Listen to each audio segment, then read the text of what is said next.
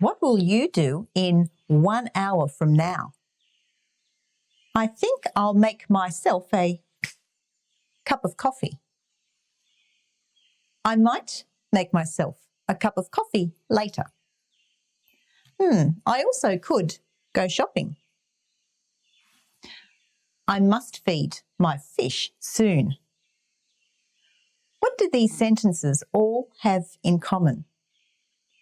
If you said the future, the simple future, then you're correct.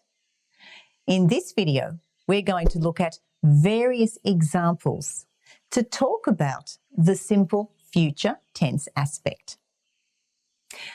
We can make the simple future using several verbs in the English language, not just using the word will.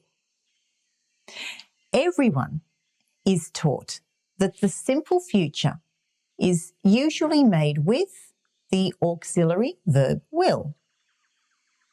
An auxiliary verb is a helping verb. Will helps the main verb in a sentence. For example, Virginia will water her pot plants after breakfast. The word will is part of a special group of verbs called modals. And they're called modal verbs because they express possibility.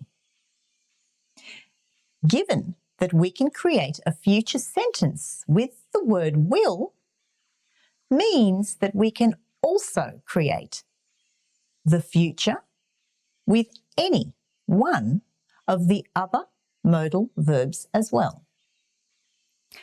Let's look at the most common modal verbs used by English speakers. Will, would, can, could, may, might, must, should. Let's see how these modal verbs look in the simple future. Let's use this common formula as our base. Subject plus the modal verb plus the main verb.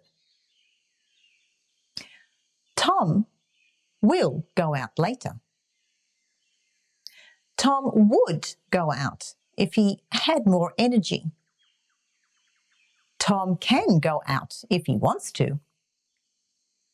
Tom could go out, but he probably won't.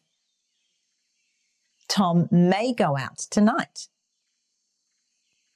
Tom might go out if he gets a call from Sam. Tom must go to work tomorrow. Tom should get a pay rise next year. All these sentences are in the simple future because the main verbs go and get are in their base form. Each of these sentences describe different levels of commitment as well as possibility.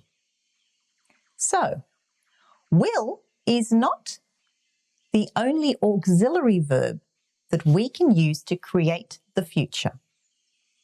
Subscribe now, if you haven't already, to see part 2 of the simple future, where I'm going to talk about another very common modal, that being going to.